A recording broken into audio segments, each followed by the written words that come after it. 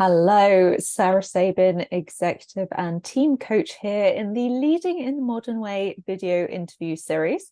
And I'm really excited to have with me today Mike Wolfe, who is CEO at Delgado Stone Distributors. Mike, welcome to the show. And would you like to introduce yourself in a few words to my listeners, please? Sure. Thank you, Sarah. Excited to be here and a part of the series. Um, I'm the CEO of Delgado Stone Distributors. We're a natural stone manufacturer, so we bring in stone materials from our quarry, from other quarries, and create building material, different products that we distribute throughout the United States and Canada.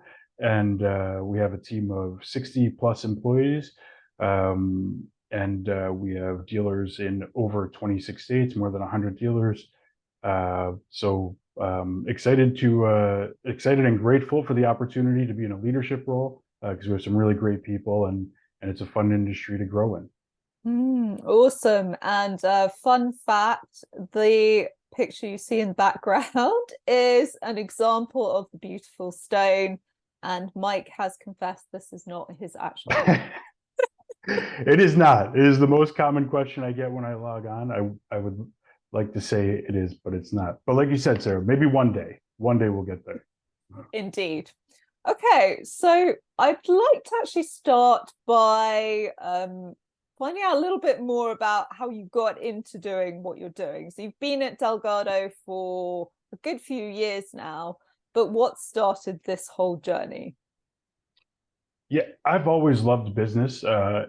It's something I've just grown up. My father was an accountant or is an accountant, a CPA, and um, from that I got to learn a lot about business itself, and uh, and I've really just enjoyed the back end and how things work. So I really love that data aspect, and but I also love people. I grew up playing hockey. Team is very important to me, and so um, you know I bounced around different careers. I was in internal audit, insurance, and then was in insurance sales and marketing, and just kind of took that journey and got to Delgado Stone by chance. I was looking for a job, walked in.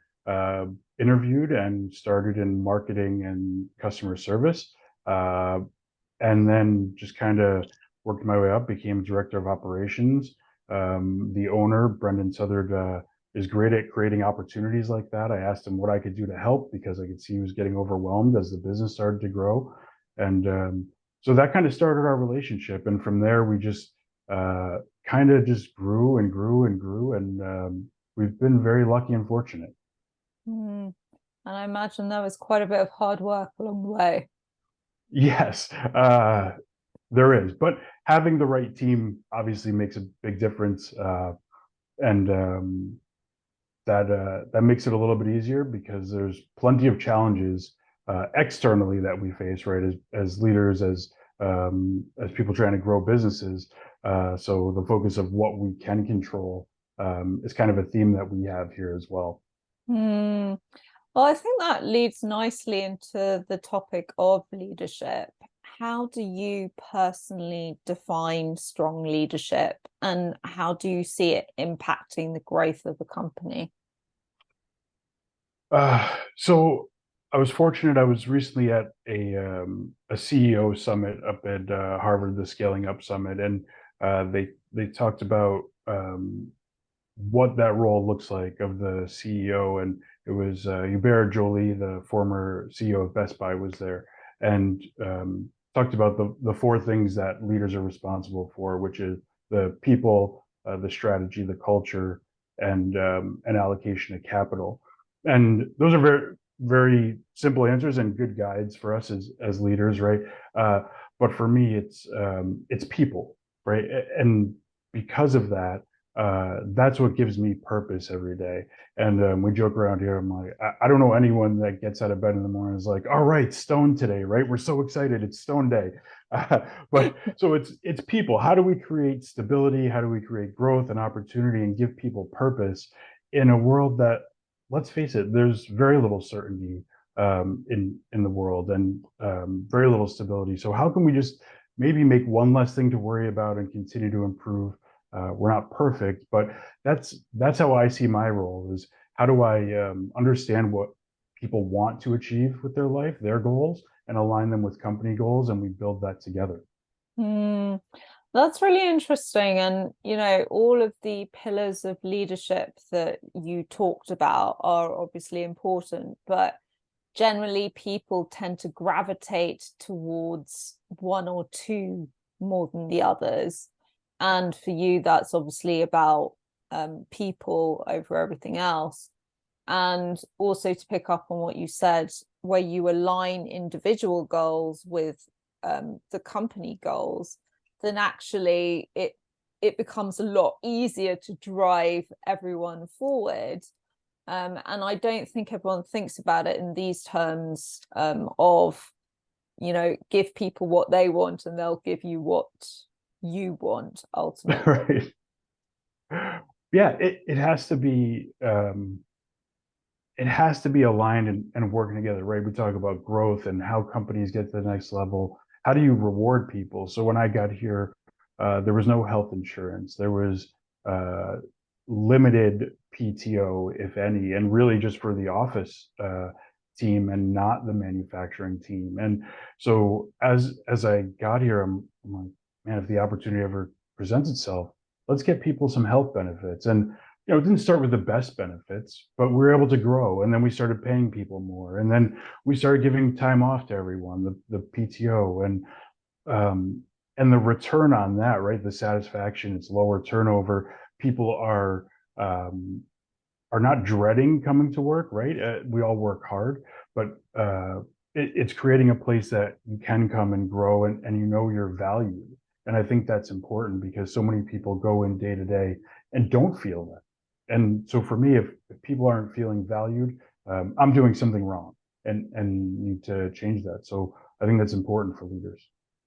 Yeah, and I want to actually get into the tangibles of that because I've had another conversation with someone who was the leader of a company who said, they'd gotten from 2 million up to I think it was $30 million revenue in Wow.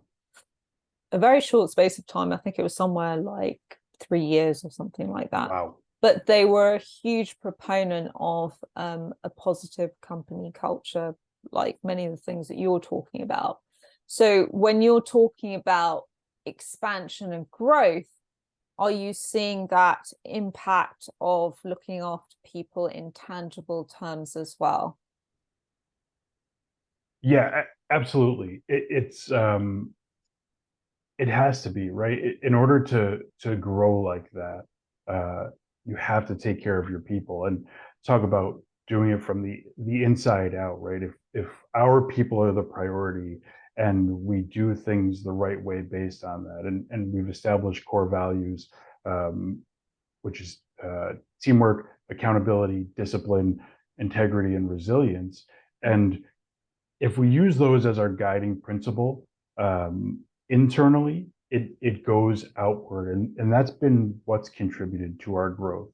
So getting people to align with that and then reward people, right? It can't be the CEO is the highest paid and is the only one that reaps the reward for this, or only the sales team when there's growth, right? It has to be something that we're all connected um, and the impact that each one of us has on each other. And I think that's important. We've shifted a lot in terms of transparency so that more people can see what's going on behind the scenes, right? And they, yes, the growth is there, but the owner reinvests in the company, right? And the team reinvests in the company, and that's what creates that growth and opportunity. So I think that has to be a key. And for us to go from the $3 million company to upwards of the 12 or 15, it took that, right? And that was just over 6 or 7 years. And without people, that wouldn't have been possible. Yeah, 100%. And in terms of the positive company culture, you've mentioned the company values that you live, you've mentioned transparency. What other active steps do you take consistently to maintain this culture that you have? So I think this is an interesting topic, and I think it'd probably be a whole nother set of things, right? As you're aware, I, you know, the glamour of the tech boom, right? We look at ping pong tables and different things and food and whatnot that would be there, and people I think started to believe that was culture, and that can be a piece of the culture, but really it's for us it's a common cause and everyone working together towards that. So they have purpose each day. And we work in natural stone. There's manufacturing. There's a lot of tedious work that needs to be done. But what about taking pride in the work that they do and understanding, look, yes, you're cutting stone here at our facility in Brookfield, but here's the end result. Here's where that went. It went on this fireplace in Maine. And we get a picture that has the family sitting around the fireplace in the fall. And that's what it's about. So the purpose is much more than let's send rock out. Let's send natural stone out. It's we're helping bring people together, helping enhance their lives, and the reward for that is ours. So I think culture has to be more about purpose, and then also following through on what we say we're going to do. Right? It's one thing if I sit there and say, "Hey, if we all do this, everyone's going to get bonuses, everyone's going to get raises, or there's going to be more," and then none of that happens. That's a huge that's a huge issue, right? That's not leadership. It's not going to last very long. So for the culture aspect, it's following through on what you say you're going to do, right? Open communication with the team. Personally, one of the things that I've struggled with is I I want to reward people. I want to give people chances, but there's also accountability. So when you treat people with respect, but also there's a job to do. And so it's not always just, hey, everything's great, everyone's doing a great job. It's very real conversations that help people improve, right? It's not pointing directly at them and pointing out personal flaws, right? You can't take it personally. It's seeking first to understand in my role so that we can address it and grow from it. And I kind of rambled there. I could go on forever about it because it's just such an amazing topic. But I think that's how I look at it. And I think in terms of creating a culture of value and growth and where people want to be, that's what you need to do. Mm. Yeah, I mean, it is a very big topic, but I just want to pick up on one thing that you said, and I'm going to paraphrase it. It's not all sunshine and rainbows all the time. So having an empathetic culture or a compassionate culture does not mean that people get away with underperforming or not doing what they're supposed to do. There needs to be boundaries around accountability and performance and expectations. But it's learning to have those tough conversations in a non-aggressive, non-confrontational way that actually gets results. Because the interesting thing about confrontation is you can do it one way where someone's defenses will go up immediately, or you can do it another way, which comes from the more compassionate lens, where it becomes very clear exactly what needs to happen in order to move forward, but it's not aggressive or blaming in nature. And that line actually can be quite challenging for what I would class more empathetic leaders to walk sometimes. Yeah, I think there's the book by Kim Scott, Radical Candor, right? There's a lot of good information out there, and I think there's two things that go into this. One, you touched on where it's that accountability, right? But it's really that self accountability and helping set up your team and saying, here, we have our monthly, quarterly, annual planning sessions. Everyone knows what they're responsible for, and they own that. And if they're stuck, asking for help and creating that, I think, psychologically safe environment, which is also very challenging. because most people come from companies where that doesn't exist, where if they say something, they made a mistake and did something wrong, they're looked down upon, or you know, what we try and do is use it as a learning opportunity. And I'm the first one to admit when I make a mistake. The team knows, and I own that. And I also make the decision, the shift to correct it, right?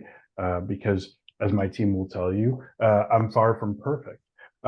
So there's a lot that that goes into that.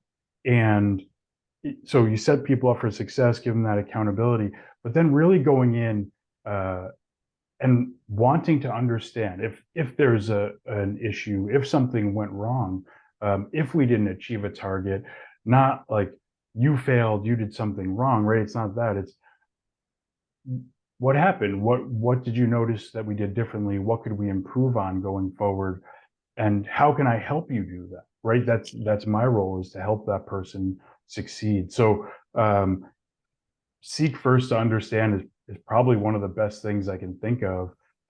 Instead of going at it with, I'm going to blame someone, I want to understand the why and then bring that up and get it out with the team, because maybe there's someone who can help this.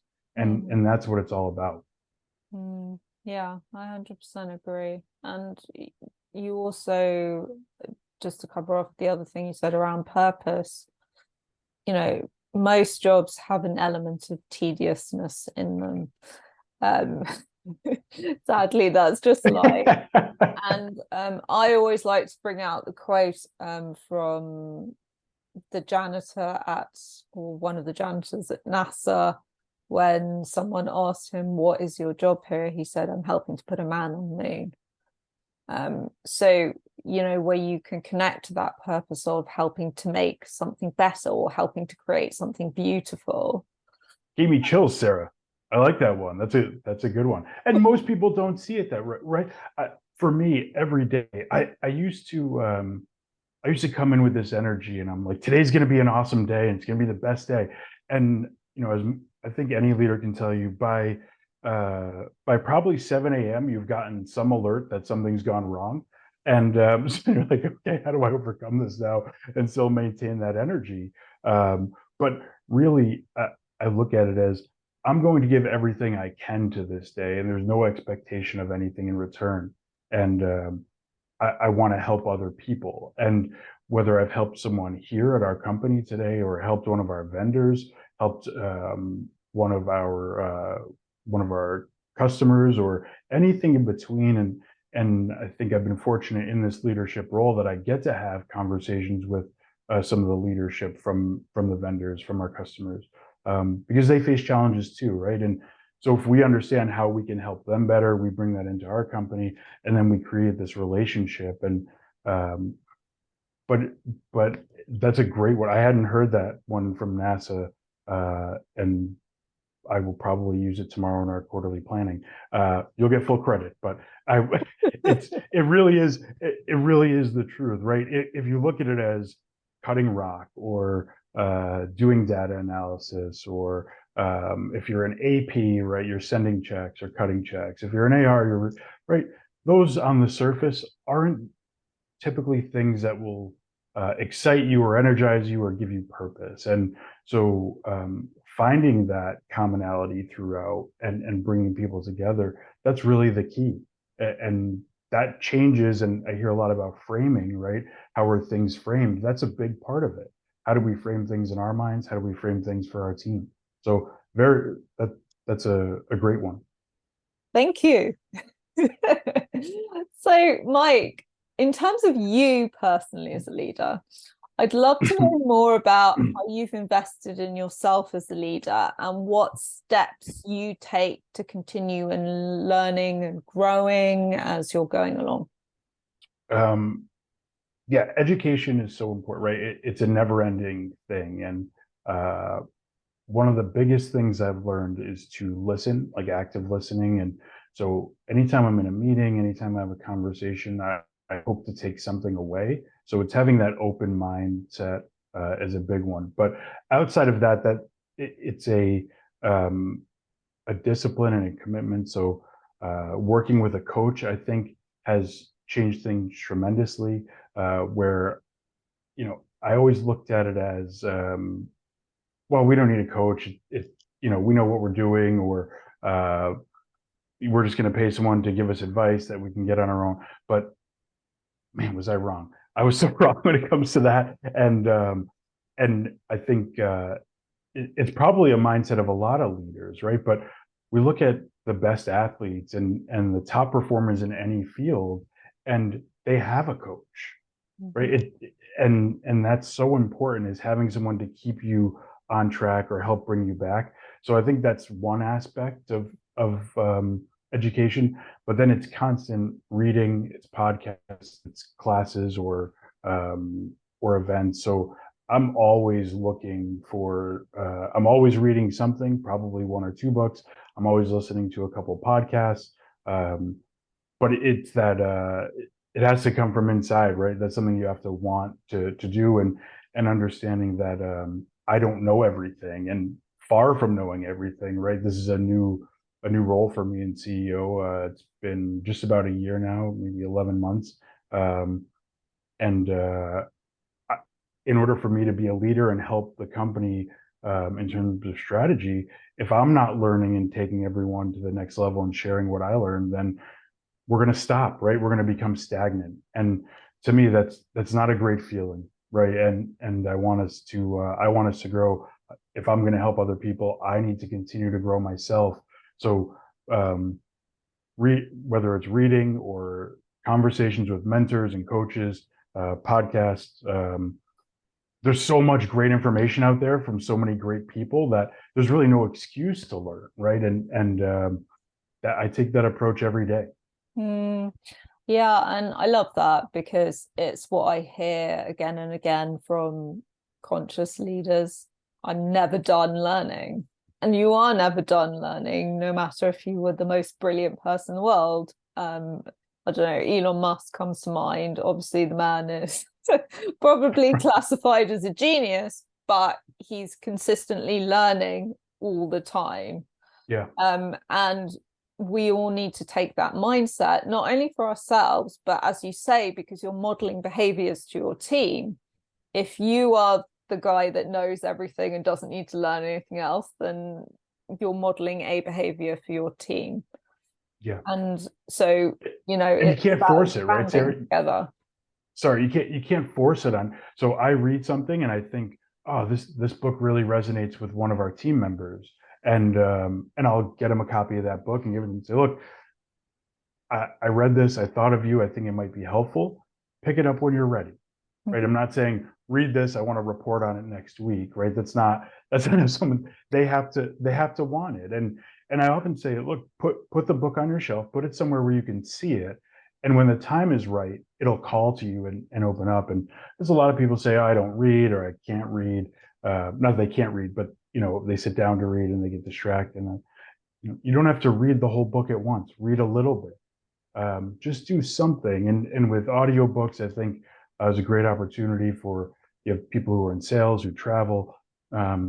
Anyone can learn, and it's a commitment and consistency. But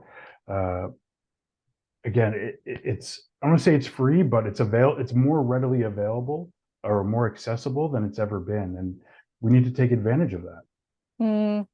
Yeah. And I want to particularly pick up on the point of you're not ready to integrate all information at all times. So you might be at one place and someone else that you're recommending a book to at that time literally has no interest in it. But something happens one day and they're like, oh, okay, now I'm interested in learning about that. But it's modeling the principle of I'm going to continue to learn and to grow from what is coming up for me at that particular stage in time.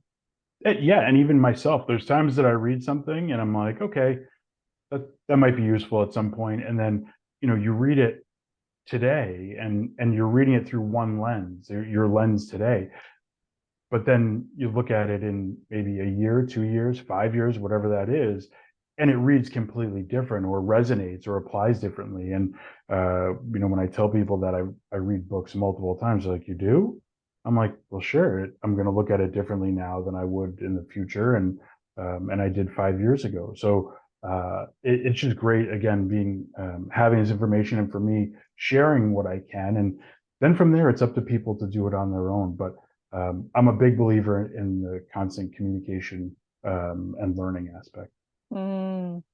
So, Mike, final question. If you could go back in time and give one piece of advice to your 20-year-old self, what would that um, I think I would say embrace the journey. Uh, there's going to be highs and lows, and neither of them are permanent. And so understanding that the journey and uh, making that the reason to live, the purpose, um, is is what's important, and not necessarily the destination, because we don't know what that destination looks like. But the highs and the lows are temporary, and continue to do what's right, and build, and just embrace the journey. be? I love that. Good title for a book. Mike's upcoming book. Maybe one day it could lead to this house here. So one day I can have this patio. Yeah, for sure.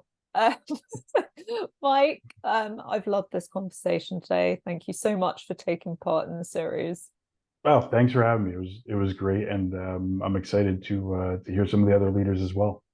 Awesome. And to my listeners, I hope you've enjoyed this conversation today as well. If you would like to take part in the Leading in the Modern Way video interview series, please do reach out to me.